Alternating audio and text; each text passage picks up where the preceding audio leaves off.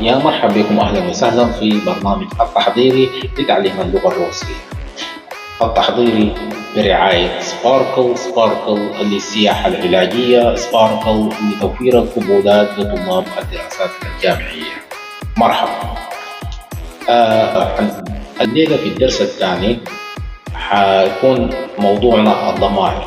الضمائر عنصر أساسي لأي لغة في المخاطبة، لذلك نبدأ أول درس ونتعرف أول حاجة على الضمائر.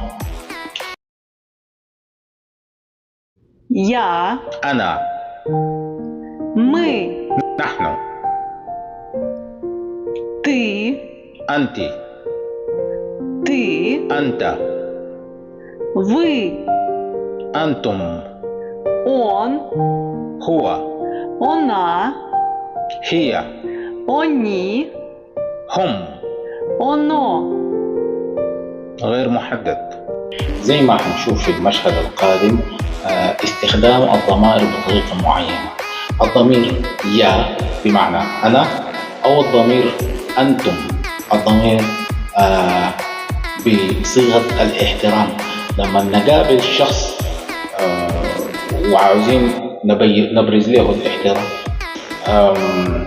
جديد أول مرة نتعرف عليه، شخص بيناته في طبقات اجتماعية، شخص جدير بالاحترام أو وظيفة معينة، بيتخاطب بصيغة أنتم وليس أنت. على سبيل المثال هتكلم مع طبيب، مع مدرب، مع مدرس، مع كبير سن، مع عميل عندك انت في شركة بتاعتك جايكا، وانت شغال في بنك، هتتكلم معاهم بمخاطبة أنتم. نحن نحترمكم. وبالرغم من انه في المشهد عندنا المخاطبة بين شرطي ومذنب، يعني زي ما نقول كده بين شرطي وزول معرض لعقوبة جنائية لم يسقط عنه صفة الاحترام، بيتعاملوا معه بصيغة أنتم. نتابع المشهد. Sparkle with us. Кто хочет поработать? Я! Подождите. На сегодня наряды. Песчаный карьер, 2 человека. Я! Да подождите вы. Огласите весь список, пожалуйста. Значит так. Цементный завод. Я! Погрузка угля. Я!